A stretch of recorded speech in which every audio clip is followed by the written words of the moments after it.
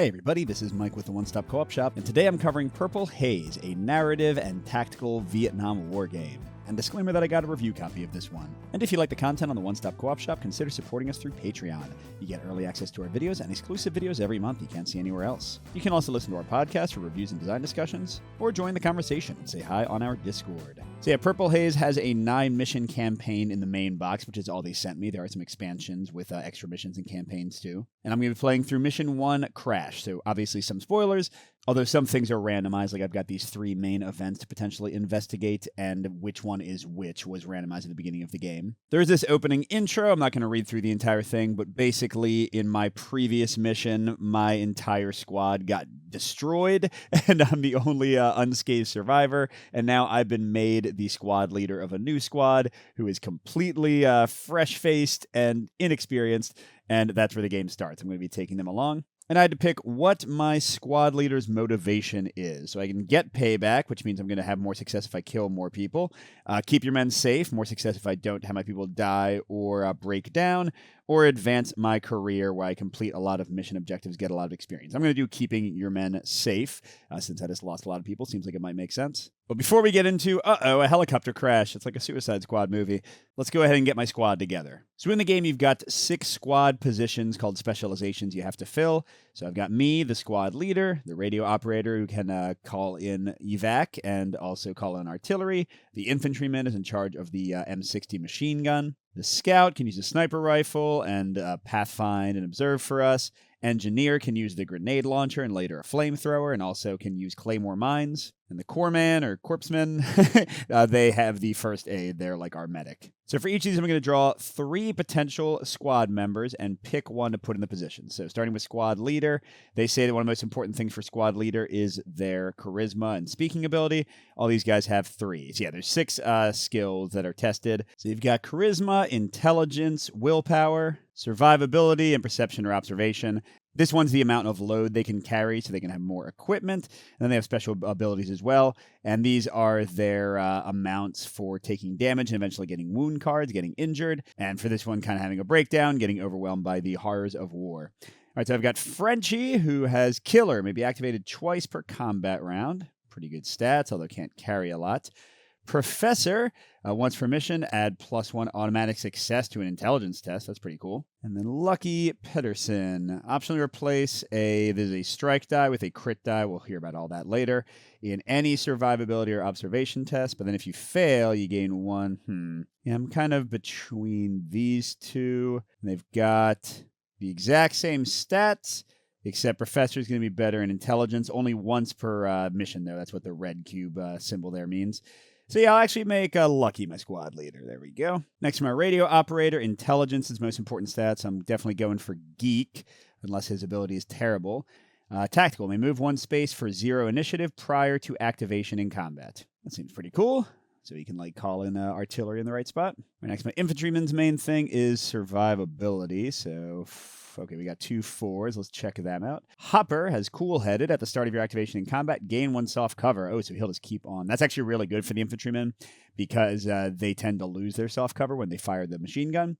And then Rasta, you may hold 2 boon cards in your hand instead of 1. Yeah, definitely going for Hopper. And they each can, actually everyone here can hold 11 stuff since the machine gun's pretty heavy. Okay, next to the scout, we want perception and intelligence. Oh, well, that's not a good combo. I guess Twister looks like the best one here. Looks kind of like Josh Brolin or somebody. Once per mission, discard the first condition you draw to draw another. I think those are called conditions. That's when you get too much sanity damage, although that's not what they call it. I'm thinking of Arkham Horror here. Okay, my engineer needs survivability and intelligence. So they're all 3, 3, 3 here, so let's just see.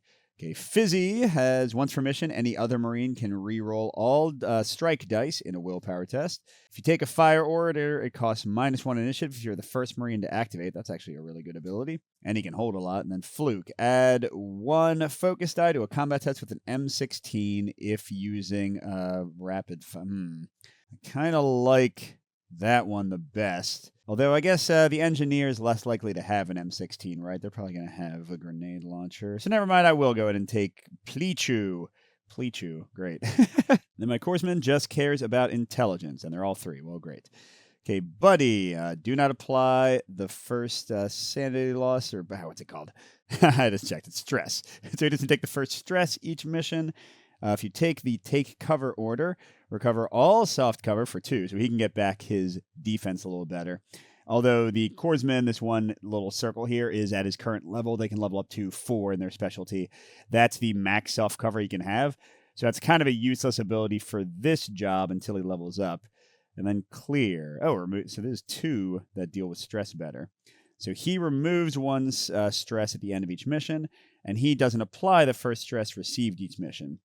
But stat-wise, he's got better survivability and perception, but worse talking and willpower, but he can hold more stuff. We'll go with him. All right, and before we assign them their equipment, let's see what's going on, because a helicopter crash happened, which is going to affect the equipment assigning anyway. Now, before I start reading this, just a little content warning. While I have no problem with using profanity in my day-to-day life, I don't think I'll pretty much ever use it on the channel, and this particular game has, kind of realistically for soldiers, has a lot of bad language in it. So just to warn you ahead of time, if you, watch the war game playthroughs with your kids, be a little careful for this one. Mission 1, Crash. September 15th, 1967. Huey down. You were about halfway to the LZ when you got hit by that enemy fire. The gunner fell out, the pilot's dead. As your bird spun to the ground, you think you saw the other Huey get hit too, but you can't be sure. You're alive, at least for now. You look around at your squad, a bunch of cherry Marines, in country no more than a week. Shit, you gotta move. Assholes and elbows, your radio got busted up in the crash. The only way out is by foot. You know moving fast makes you easier to track, but you got no choice.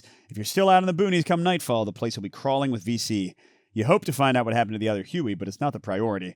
Right now, your squad is what matters. All right, so it tells us where to set up these tokens. It tells us what time we start at, so we're at 1100 hours and 0 minutes. This is our stamina track. It starts at 12. As we move, it'll be ticking down. And this is the threat level. Usually would start at 1 for most missions, but here it's starting at 3, so they kind of already know we're here. And for this one, we're actually going to resolve a paragraph before we get put on the map, whereas in most missions, you get told where you are right away. But very importantly, this kind of simplifies things for the first mission. They tell you exactly which weapons and which equipment you have to choose from and equip people with. Normally, you'd have a bunch more things available to you, but because we were in a crash, we didn't really get to put things together like that. All right, so first for weapons, we've got 3 M16s.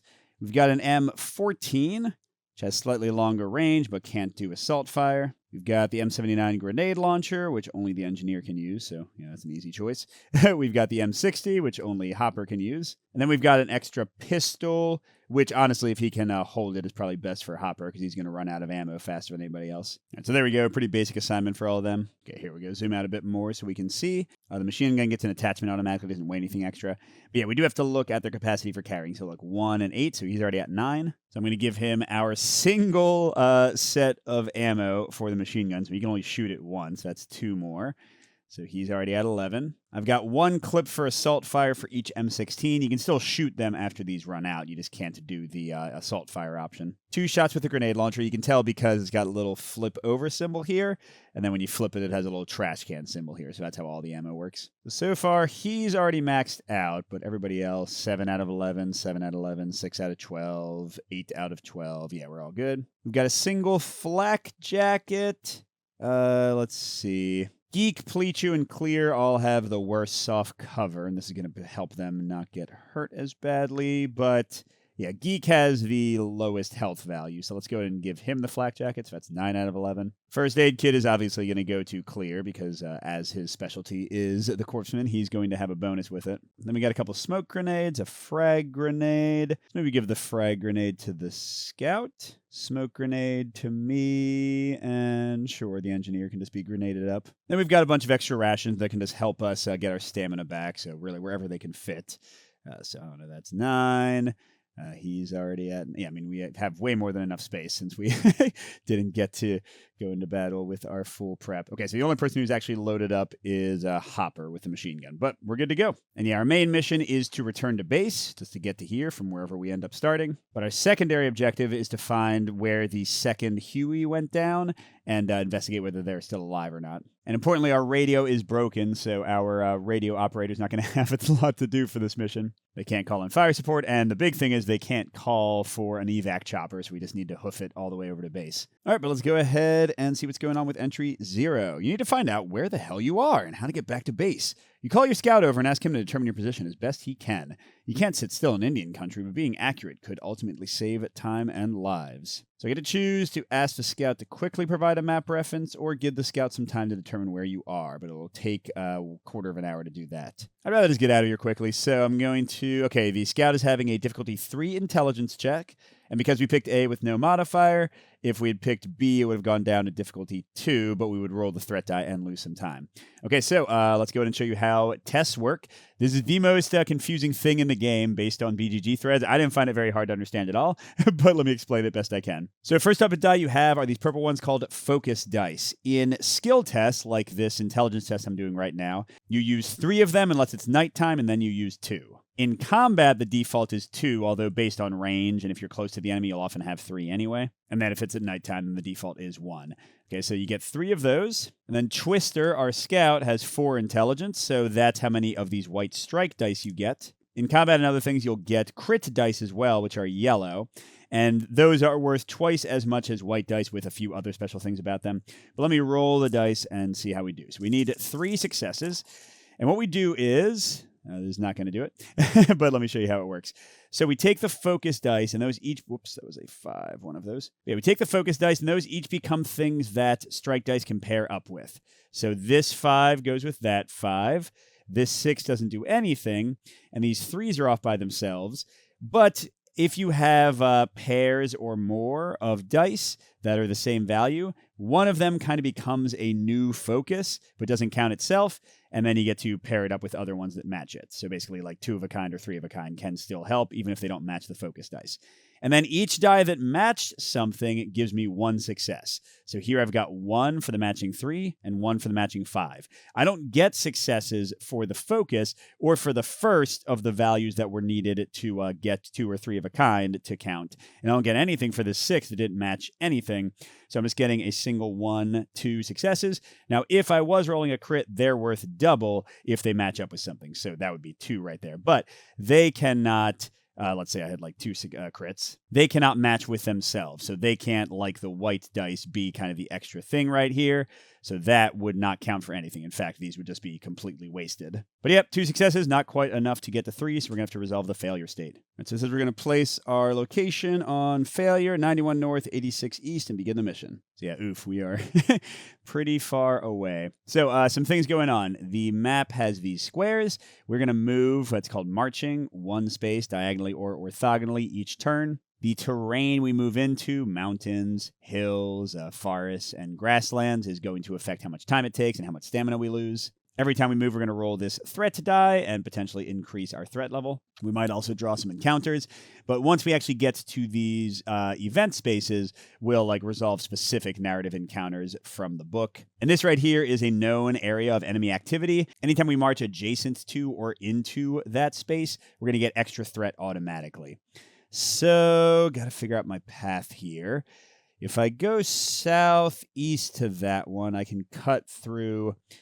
so it's going to be a mountain no matter what first, but then I could go to like a hill, another hill, then a mountain, and then a mountain. Still going to take a lot of time and be very tiring. This way would just be all mountains.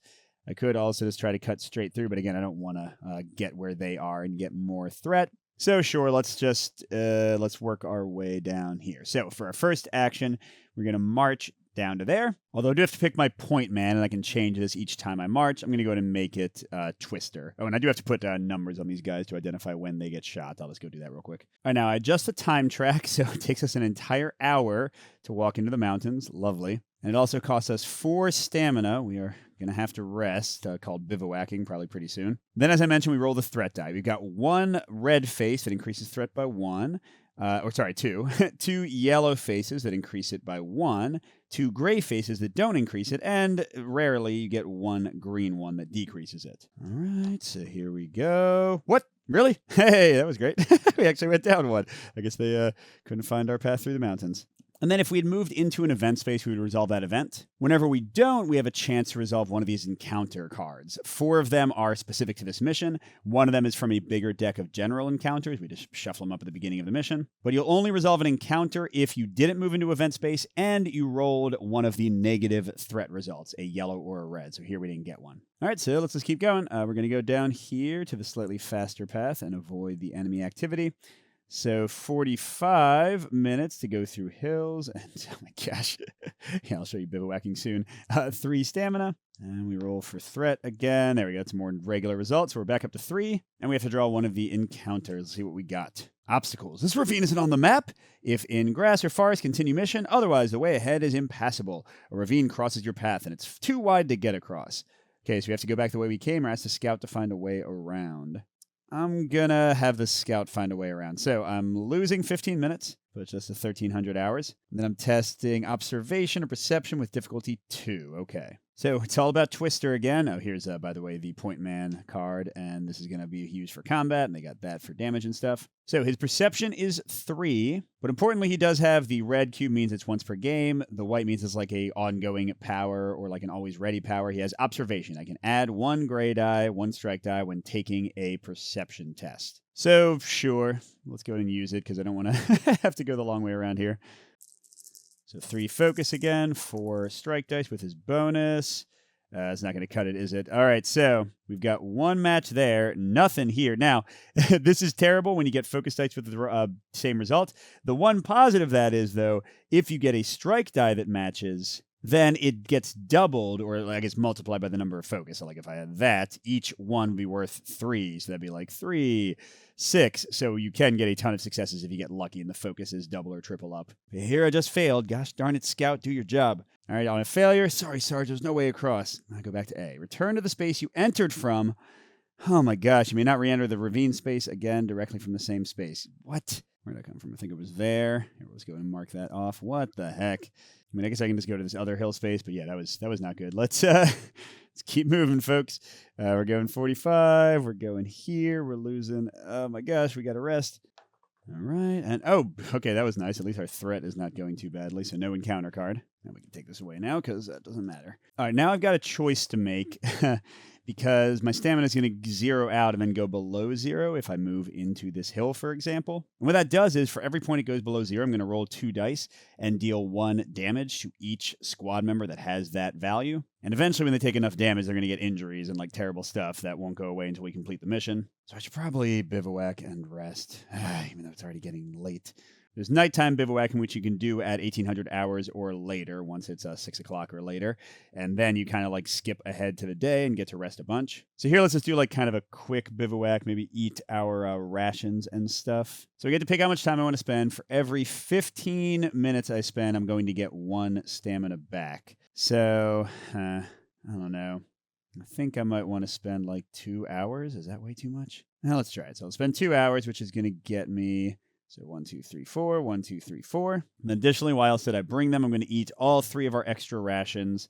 You can do this when you're bivouacking only to go all the way back up to 30. Actually, above where I started. Cool. But I have to roll the threat die every time it crosses over a 0. So if it was 1, 2, 3, 4, 1. Okay, so they crossed over that twice. Here we go. First time, 1. Second time, nothing. Getting very lucky with the threat. All right, and that's it. So we're ready to go again. Let's go into our new hill terrain. So that's going to cost 1, 2, 3, 45 minutes. We're in the 1,600. And going to cost us 3 of our new stamina. We're almost to where the other Huey might have gone down. And wow, I cannot emphasize enough how happy I am that we're not getting much threat yet. We're not necessarily going to get attacked. I mean, you can, but combat is not like an every turn kind of thing because you'll see it takes a little while and is kind of a bit involved. All right, so now I do have to go into the mountains. Well, so be it. So that's going to take us all the way to 1,700 hours and bring us down to 6 stamina. Okay, and 1 threat. So we do have to draw an encounter. Squabbles. Who are you calling a redneck? So there's a general one. The other ones are all keyed to this mission. You hear an argument break out between 2 members of the squad. So this means I'm going to randomly determine 2 Marines. and reroll if one is a squad leader, and they both test their speech, their charisma. The Marine with fewer successes gets +1 stress. If tied, no effect. Okay, that's not that bad. Okay, let's see who's arguing. Oh, man. Geek and Twister. I think Geek's like, oh, what kind of scout are you? Jeez, man, I could do a way better job. You don't even know where we're going. All right, well, Geek make the argument first. Looks like Twister might lose. Oh, sorry. He can't see, but he's only got 2 charisma, so 3 for Geek.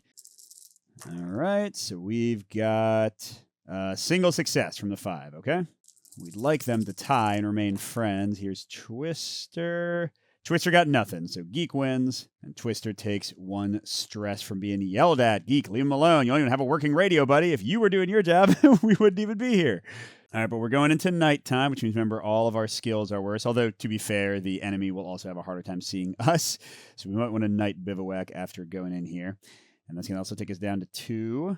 But we're going to have... Oh, we still got to roll the threat die, but then we're going to have our first event. And green again. Wow. I do have a once per game ability for the scout. Before I roll a threat die, I can spend 30 minutes and just lose 2 threat. So I was going to do that when I was getting up toward red, but so far it hasn't been necessary at all. All right, so we're going to randomly see which one this is. It is event 3. You've been humping in this heat through the jungle for so long, you're starting to feel crazy. The jungle is an uneffing friendly environment, a never-ending wall of trees and thickets, buds, and bloodsuckers, but gradually it thins out. You see a cluster of rundown shacks among the trees. You call your Marines to a halt. Something about this don't seem right, says a Marine behind you. I think I'm just going to avoid the shacks and continue with the mission.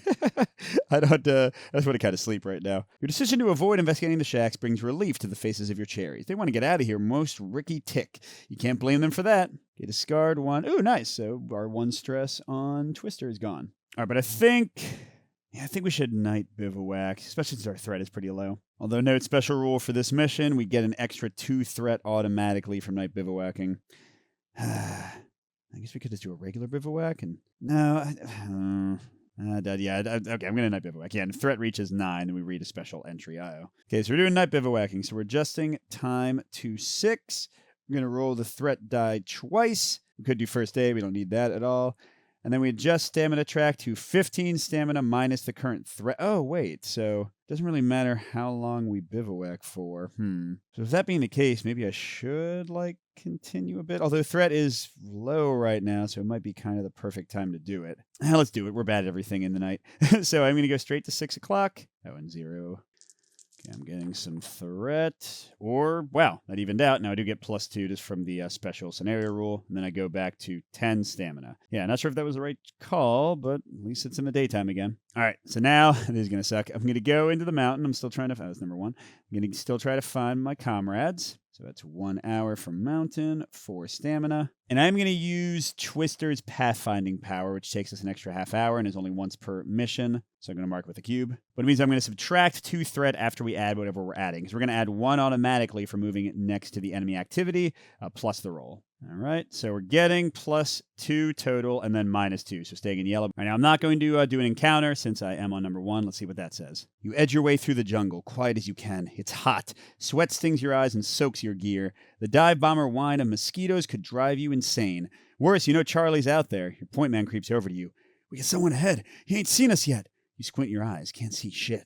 What do we do? He asks. Okay, if you have camp, discard 1. These are keywords you could have earned, so no. Send the point man up to investigate. Wait and watch to see if the person ahead is alone. I mean, this could be survivors from the helicopter crash. Let's send him up to investigate. Okay, so he's going to test survivability 3. I don't think he's good at that. Yeah, it's Twister again. And yeah, this has been going great for him.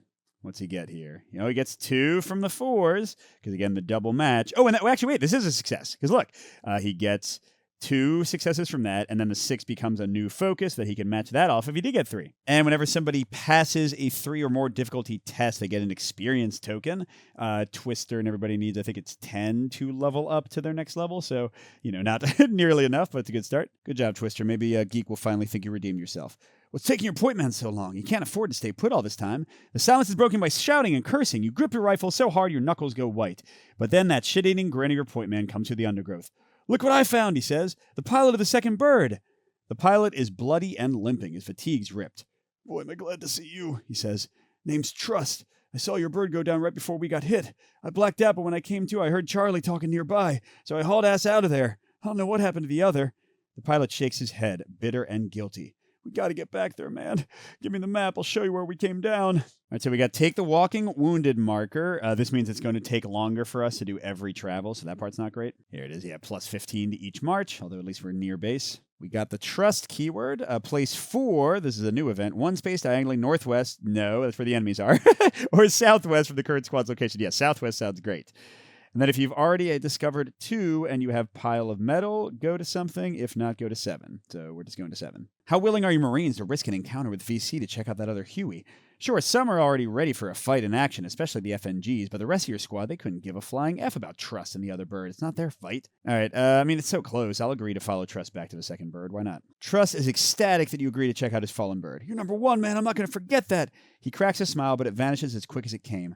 I just hope we'll be there in time to, do something. All right, you must move towards 4 with every move. Again, it's going to be pretty easy. When you reach your destination, it'll be 11. All right, well, there it is. Not very tough to get there. Oh, and it's in grass, so it's not even going to take a long time or tire us out much. Yay! So yeah, let's just go do it. So we're moving to 4. So it's grassland, so -1 and only 15 minutes. Not bad. But still got to roll for a threat. Oh my gosh, that is a 1 in 6 chance, y'all. I don't know how I'm doing this. All right, so we reach 4. If we have trust, go to 12. If we have take cover, to go to 13. Otherwise, pile of metal. Oh, okay. Anyway, so we're doing trust 12. You come to the crash site of the second Huey. Smoke drifts from a mess of warped metal. It's a miracle Trust walked away with just a minor leg wound. Boy's done a deal with the devil. You stay put and observe the crash site from a safe distance. It looks like the place is deserted. I did forget, by the way, that having Trust with me with the Walking Wounded does mean that it took an extra 15 minutes. Okay, note pile of metal. Oh, okay, so it looks like there were multiple ways to find the Huey. So do you want to quietly check the wreck for survivors or check the perimeter for an ambush first? Let's check the perimeter for an ambush. Your Marines secure the perimeter around the smoldering wreck. One spots a bloodied handprint on the side of the fuselage. He draws your attention to a barely visible trail of blood leading away from the downed Huey. You think there's survivors? He says. You follow the trail. Not more than a couple dozen meters from the bird lies a mangled Marine, alive but barely. He's lost a lot of blood. His rib cage is crushed. Quick, get the corpsman! If it's 1,700 hours or later, no. Although, does that mean like the first day? Well, I guess not. Otherwise, select the corpsman and test. Oh God, intelligence 3. He's only got a 3. You may use a first aid kit if you have one to reduce to difficulty 2. Definitely going to do that with my 1 first aid kit. So again, this is its spent side where it'll be discarded. If it was on the other side in wave 4, I could use it twice. All right, clear. You ain't had to do anything yet. Come on, man. Just step up for this one moment. Yes. 6. And the 3 gives us 2 successes. I patched him up, but he won't last long, says the corpsman. We need to get him back to base double time. You order your Marines to make a stretcher from branches and webbing. The wounded Marine moans when you put him on, but the morphine's got him dreaming of a steam and cream. You just hope you can make it in time. Okay, new secondary objective. Return to base before 1900 hours. Oh, now we got a littered marker. We got crash. We continue the mission. See, littered is even worse. It's -1 stamina and plus 30 every time you move, but luckily we're just right next to the base. Now, crud, we didn't have a combat. You know what I'm going to do? I'm going to go ahead and finish the mission and then just show you what a random combat would look like. See if I can just, scroll through the encounter cards until I get one. But let's go ahead and move here. So we are doing normally 15 plus 30. So it takes us 45 minutes just to move once. Normally 1, but now it's 2. Cool. So we're definitely getting back. I mean, again, is it 1900 the first day? I don't think it could be because they didn't say anything about that. All right, that went pretty smoothly. You made it. You're too tired and too hungry to think of anything but chow in your bunk. Your cherries did well under the pressure, though. If they survive the next few weeks, maybe they'll make it through the NAM. Who knows? Time to brief the lieutenant and grab some shut-eye. So that's plus 3 experience for all of us. Okay, if you investigated the site of the second chapter, you have pile of metal or blood. And blood, by the way, it's an error. It's like a keyword that's missing. That's in the errata. I forget which entry it was on, but I clearly got everybody. That could have been gotten, I think. So that's 5 experience for everybody. Ooh. And if you reach the base before 1900 hours with a wounded Marine, you have crashed. So that's 7 experience for everybody. So still nobody's quite to the 10 they need to level up. Again, combat would have helped with that. But Twister's at 8 and everybody else is at 7. Cool. Oh, yeah, you want to see a friggin' battle, right? I feel like I haven't even showed the game of another battle. So here we go. This is what would happen if we had gotten a 9 threat. Oh, shit, Sarge, they caught up with us. Before your Marine can finish the sentence, the jungle erupts with rifle and machine gun fire. Okay, so it's not nighttime. We don't use the mortar action for the enemies. And they also don't have their artillery because that's like a special one that does get added in. So initiative is going to start at -5. They're going to start with flanking and then a random tactic. They're going to have some enemies. We have to set up in these spaces. Let me get this all ready and then show you how it all works. All right, so here we go. We've got a bunch of things to talk about. There's like an entirely different part of the game. So it said that the initiative started on -5. There's a shared initiative track. As the enemy takes actions, it's going to move down based on which actions they take. Whenever it's in green, I get to take an action, and the more stuff I do, the more it's going to move up. So we just kind of go back and forth like that. We've got our side of the field and theirs. We can never move into theirs. They can never move into ours, and they don't really move much in general. And talking about cover, so these little brown things here, we've got 3 on each side. Those are called hard cover. They're going to subtract 1 from every attack against the enemy, except for like critical hits and artillery and that kind of stuff. But then everybody's also got a certain number of these soft cover tokens underneath them. For my units, it's based on their level. We all have 1 or 2. For the enemies, it's equal to the number of dots on the bottom of their thing. This is basically like ablative armor. So every time you take a hit, one of it's going to go away until you're out. Although, again, it can be ignored or taken away by like artillery and critical hits and things. Enemies will never get their cover back, but your units can use an action and spend some initiative to get it back. Now, additionally, the enemies, this little red die value is how much life they have after you get through their cover. So you can use these little red dice once they start getting hurt, but at first you don't put anything on them. And then you got different types of enemies, and they're all going to add to the attacks that the enemies are rolling. So the basic guys just have a single die. That's one of the dice like the skill test you've seen before. This guy has a machine gun, and so he's got an extra focus, which is pretty terrible. And then this guy's an elite. He's got 2 gray dice to contribute instead of 1. And all this came from this little diagram here. These black stars are just regular units. The purple star would have only been there if it was nighttime. They would have had an extra unit in there. And the mission said they have the flanking tactic ready to go automatically. They're going to use that at the start of their activation, and then it'll go away. And then the next one will come down, and I don't think it's revealed yet. Yeah, I just checked it. It is not, so we don't know what they're going to do. They do have ways to add more of these, but for now, their first 2 activations are going to get boosted. Now, I got to put my units out, and they're saying I have to, my leader has to be here. I get 1 in hard cover, and then 1, 2, 3, 4. I don't expect my medic to be fighting a lot, and he has bad soft cover, so I'll put him back here. My M60 has the longest range of any of my main weapons, so let's put it maybe kind of like central, like here. My scout's got a grenade he could throw, so let's get him near the front. You'll see why all this matters in a second. Then my radio operator with an M16 and my engineer with a grenade launcher. Let's put the engineer and the radio operator. All right. So first we could do claymore mines, but guess what? We don't have any. And anyway, you can only use them when the encounter specifically says you can. Clearly getting ambushed suddenly and flanked is not going to allow that. So now we do initiative determination. It is the enemies. So we're going to apply the enemy tactics, and then we're going to draw, there's these random counters. We're going to draw an enemy combat marker, move initiative based on how they went, and they might go again if they don't do a really expensive one. All right, so the tactic for this turn is flanking. They're going to ignore all hard cover, so we aren't going to benefit the Corpsmen from that, including from smoke. We didn't pop any smoke yet, so honestly, this isn't that bad. It's just going to negate the Corpsman's power or his bonus, but, whatever. Okay, now what you do for the enemy turn is we draw one of these combat tokens. These are always returned to the bag, so you might get the same one a bunch. Okay, bad side, they got a big result. Good side, it is going to use 7 initiative, so at least we will go next. But yeah, so this means they're going to add an extra focus die to their roll. Yikes. They're going to add 2 crits to their roll. And this means that if there was a free hard cover, like we had killed one of the guys in the hard cover already, that one of them would move it straight to the hard cover. They got like priority for who moves. Yeah, now combat rolls can get pretty crazy, especially for the enemy. So I am counting their dice. We're in daytime, so it's 2 focus to start. They've got 1 from the machine gun and then 1 from the token they pulled. So that's 4. That part's not good. Then we got 1, 2, 3, 4, 5, 6, 7, 8, 9 of the white dice. And then the activation gave them 2 crits. So yeah, we're definitely going to get some hits. Now how these work is the number that's rolled, the number that matches, is the actual Marine that is injured. So like if it's 1, it's going to be me, the squad leader. If it's 4, it's going to be the scout. All right, so let's get this together. All right, so here we go. We didn't have any 1s, so again, we use 1 strike die to do it. If they get 2 crits, 2 yellows in the same matching result, so like if they had 2 2s here, then they remove all your cover and ignore your hard cover before they hit you, so that would have been terrible. But yeah, so 6 is taking 1 damage, 5 is taking 1, 4 is taking 1.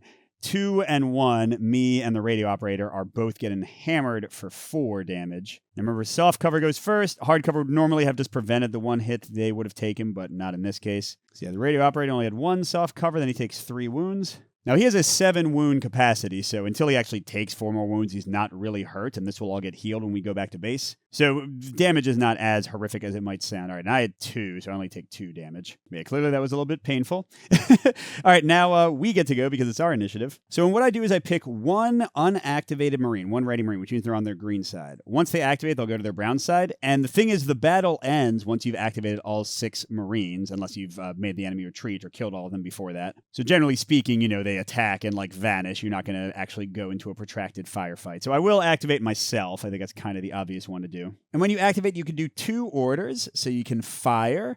You can use a specialist skill that has a red spot. Right now, the only ones of those are the radio person calling in artillery, which they can't do because they don't have a radio.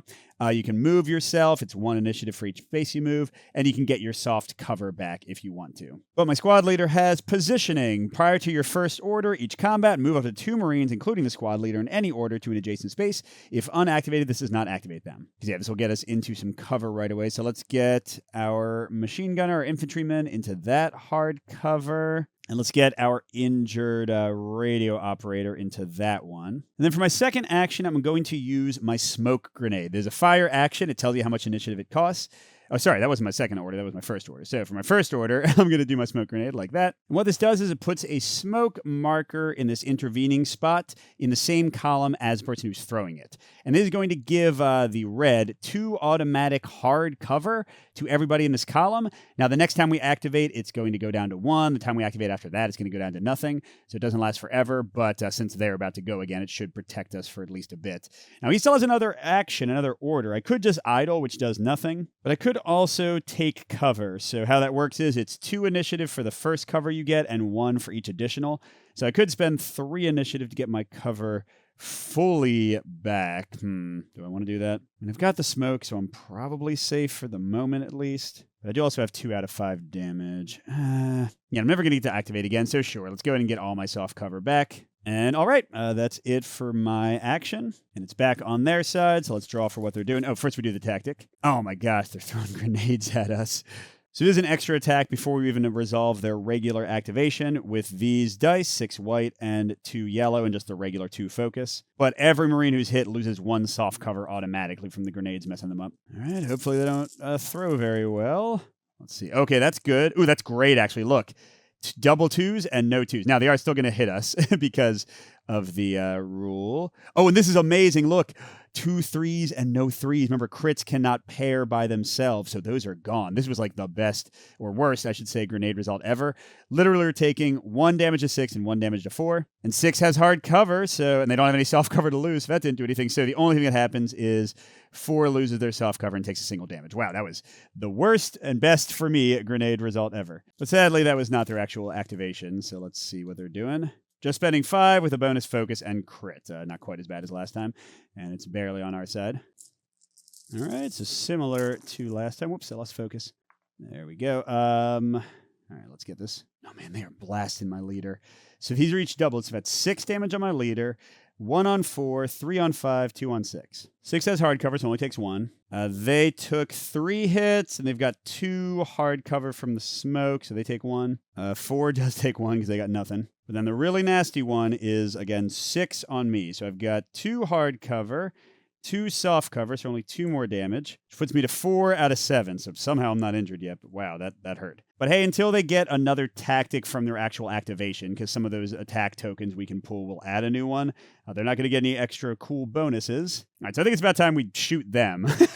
Yes, let's maybe work on that. Yeah, like machine gun or grenade. Actually, speaking of grenade, maybe I should have my scout throw their hand grenade first. It can only be thrown at range 1, and range is calculated as in rows, not counting this one. This shows the range right here, so I can throw it for 1, which means I can only hit that one guy, That's not great, but I'll probably just kill him unless I roll terribly. And that would at least open up line of sight, because there is line of sight stuff to the machine gunner. Although I think, yeah, my machine gunner can probably just shoot him right now, can I? What you do is you go white to white, and for every space that you cross over that contains one of your guys or one of theirs, you lose 1 focus die, so it's pretty bad. And then you also lose stuff from the smoke. But yeah, this is great. Speaking of the smoke. Yeah, so let's just have the machine gunner try to take out their nastiest dude. Okay, so we've got the M60 machine gun. We have 1 ammo for it that we need to spend, so this is literally the only shot. Although, again, our guy only gets to activate once, so it doesn't really matter. He has cool headed at the start of his activation. He gains 1 soft cover.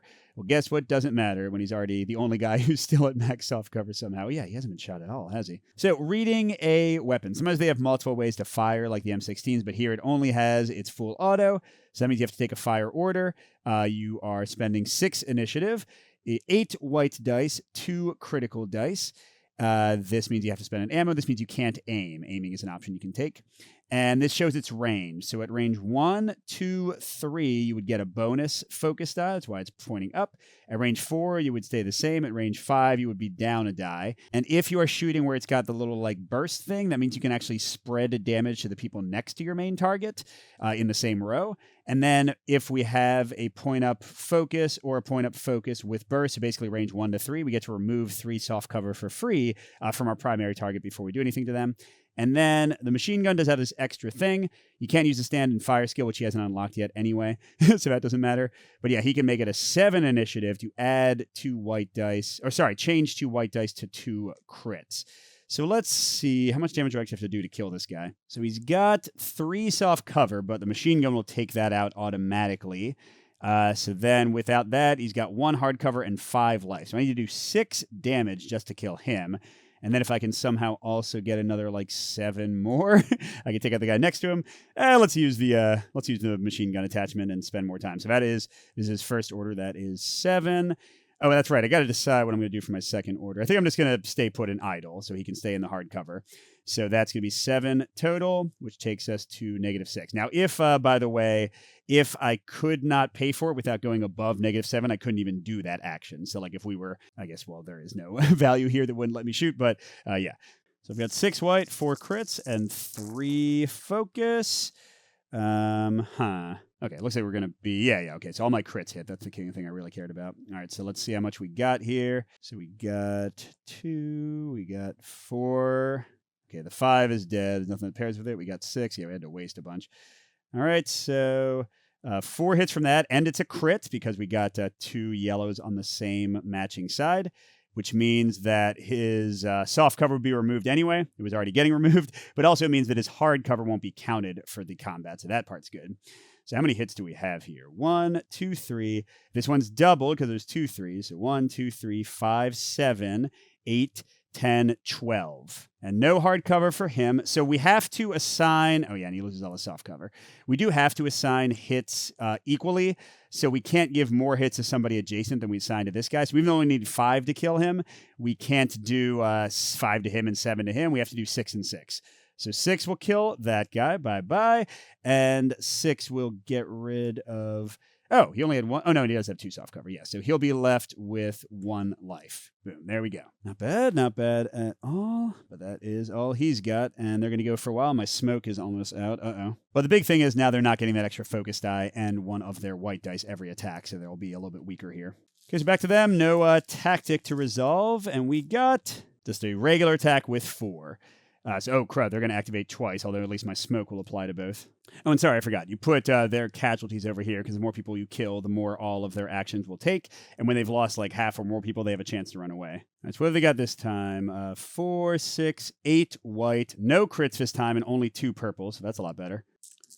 And please stop shooting number 1. Or just keep shooting him. Well, it's not that bad this time. I think the smoke will prevent it. So we have some 3s. Ooh, we have nothing to go with the 2. Crap, was that a 6? Okay. Yeah, geez, is that it? That was pretty terrible. So they're getting 1 hit on my guy. It's prevented by the smoke. 2 hits on 3.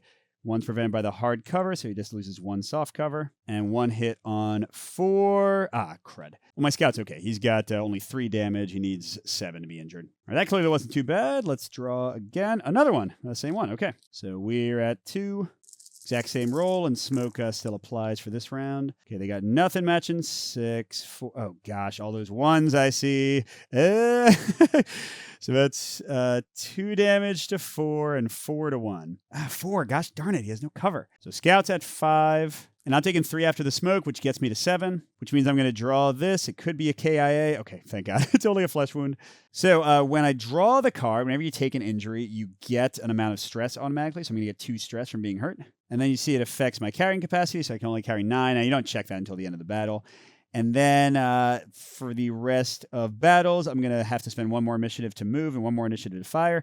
And the really nasty thing, now I have only a 5 health capacity, although I do heal all the damage I took, to get injured again. Now, this isn't too bad. If this actually showed a 1 next to here, then I would have to go to the hospital and miss the next mission. And then because I got injured, I put a red cube here to show that it's my first injury. If I get injured again, I put another red cube here, and then I draw a new injury card. And if its number is worse, because this one is one of the nicest ones, then it replaces it. So you only have 1 injury card active at a time, and only the worst one. But if I get a 3rd injury within a mission, then I'm going to get a 3rd cube, and I die no matter what. So even taking a bunch of flesh wounds will eventually kill you. But hey, whatever. For now, my guy already went, so I don't care that he kind of sucks. All right, let's have a... I don't know, man. This scout is so messed up. Oh, this does go away at the beginning of my activation. Who has my other smoke grenade? My engineer does. I kind of want somebody to shoot at the heavy and then with auto fire so I can move it over to that guy too. Could have my grenade guy try to do it. He's probably got the strongest weapon left. Yeah, let's try to do that. Okay, so for him to get a bonus focus die, he has to be 1 up. So I'm going to have him 1 to move, and then 5 to fire his grenade launcher. So that's 6 total. To show this one, it does use 1 grenade, so we've got 1 left, although we're clearly not going to fight again. I'm going to get 7 white, 2 crits. Because I'm at range 2, I get a bonus focus die, so 3. I can split damage to somebody adjacent to finish off that injured guy. And I'm going to remove 2 of the heavy's 3 soft cover for free. And I also ignore line of sight penalties because this is arcing through the air, which is good because otherwise... Oh, never mind. I guess I wouldn't have had line of sight problems anyway. But yeah, if I hadn't moved up, I would have been 1 further back and would have gotten 1 less focus die. All right, come on. If we can take out both these guys, that will, first of all, make all their actions cost way more, but also take away 3 of their strike dice, which is pretty dang good. Come on, come on. Ooh, I got a crit. That's definitely going to help. Man, it seems like a pretty good roll. I only lost that 1, 6, and the 5 didn't matter. Well, I guess I lost that 1, 3. So that's 2, 4, 5, 6, 7, 8, 9 with a crit, which means all his soft cover is totally gone, not just the 2 I would have taken away. So yeah, 9, this easily does it, right? 6 to him, just 1 to him, more than I need. So that gets them to where they're going to cost 1 more for each activation they do. And again, they've lost 3 of their dice. And let's see, if I defeated more than half of who started, so more than half, so I got to actually kill 2 more, which probably isn't going to happen in 3 more activations, but hey, anything can take place.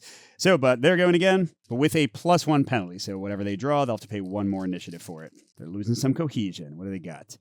5. Oh no, they're getting a new tactic for next turn.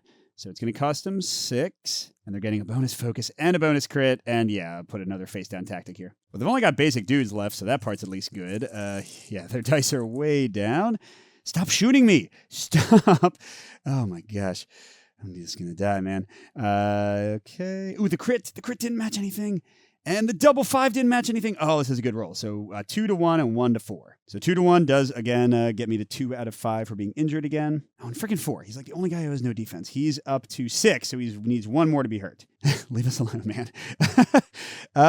Should I just throw a grenade, maybe? I mean, I pretty much only got M16s left to fire, and they actually do get a bonus for shooting at 3. So yeah, is a grenade on this one guy or shooting one of them the better call? Let's see, for the M16... Oh, I wouldn't get the plus focus if I did burst fire with my 1 ammo. So again, this ammo is only used for burst firing. How do these compare? The grenade costs less initiative to shoot. Yeah, and does the exact same as the burst. Oh, but doesn't get an extra focus? But it does remove 3. This guy's got 2, so I'll almost surely kill him. Yeah, I think the grenade's the way to go. All right, so I'm going to shoot throw the grenade for 3. And I think I might also move him... this is the scout, right? Yeah. I might move him like down here just to give the Courseman something to run up to if that guy's dead, I guess. So sure. Oh wait, that was one more, right? So sorry, I'm shooting the grenade before I move, obviously, because it only has one range. I'm only rolling 2 focus dice, but 6 white, 2 yellow. By the way, I totally forgot that my engineer had a bonus. If he was the first one to shoot, it would have cost less initiative. But, well, things have worked out decently well. All right, so we're throwing a grenade at number 4 there. Nowhere to spread it. Oh, God, that looks pretty bad. Well, it could have been worse. I did get a ton of 1s. Or not 1s, 4s. Okay, so that needs to be used. All right, so we've got 1, 2 for the double. 3, 4, 5, 6, 7. Oh, this is more than enough. Because again, the grenade removes all the soft cover. So now their orders are going to cost 2. But we need to kill one more guy before they might run away. And that was him. Okay, we only got 2 activations left. And what are they doing? So 6 plus 2 is 8. Wow, so we're definitely going to get to probably activate twice. And, this is a move thing. So what it does is they get to move somebody into hard cover. So in this case, first they would prefer a specialist, but there aren't any, so they prefer the guy with the least life, which is him with 3. So, okay, now he's in the hard cover. They just teleport there, and they're getting +1 purple and yellow, but they're down to only 4 white dice. So it's way not as bad. Can we just not roll a 1, though? Or a 4, actually. Let's not roll a 1 or a 4, please. Oh, my gosh. Why? Why? Okay, I think they're both getting injured again. Oh, man, we might just get a KIA result right here. Yeah, okay, so let's do the easy ones. 1 to 2, 1 to 5. 2's the radio. He's got hard cover. 5's the engineer. He's only taking 2 damage. But then 2 to 1 and 1 to 4. 2 to 1. Oh, never mind. We are not yet. We need 5, so we're not injured yet. But 1 to 4 does get him an injury. He goes to 7. And it's, oh my gosh. KIA. Well, Scout, we like you a lot, buddy. Flip the KIA Marines profile card. Leave this card until the end of the mission. Blah! All right, so we would have to give the Marines ID to another person so that they are getting shot more often. I'm going to give it to my heavy weapons guy who hasn't even been hurt. All Marines take 6 stress minus their willpower. It's only 2 for me, 4 for them. I don't think anybody's going to get a condition just from this. 4 from him, only 3 here, and 4 for this guy.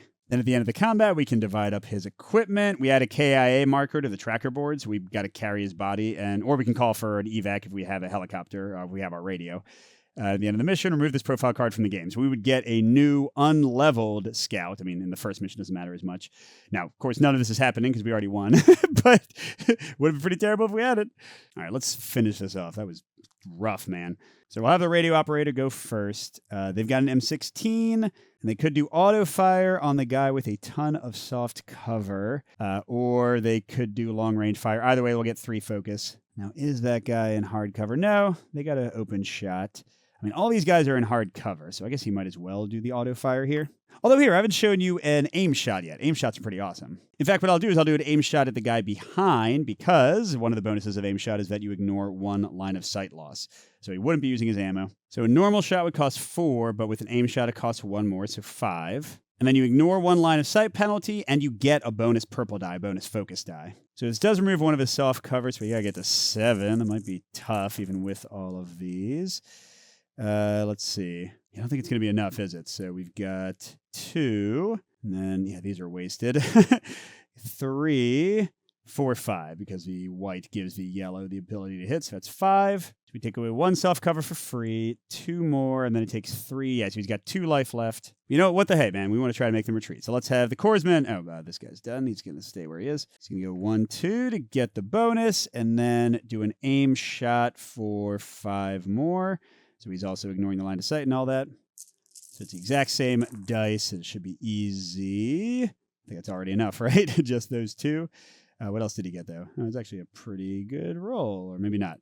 So, yeah, 1, 2, 3, 4, 5. So that guy's dead, and now they immediately, because they're at more than half casualties, have to roll. And what we do is we roll a die, and we have to get higher than the remaining number of units. So here, 3. Because if we don't, we only end the combat automatically when it's our activation and everybody's gone. So they'll get to shoot at us potentially like twice or something. Nope, but we got them. So they would immediately retreat. Threat would reset down to 1 because you'd kind of taken care of the enemy that was right next to you. And then if the enemy retreated, or you at least defeated at least half the enemies, everyone gets 1 experience. That would have gotten us to, 8 for most of us. If you defeat everybody, you get +2 experience. And we also would get some boon cards from having a successful fight. But again, none of that happened because we actually made it home very smoothly.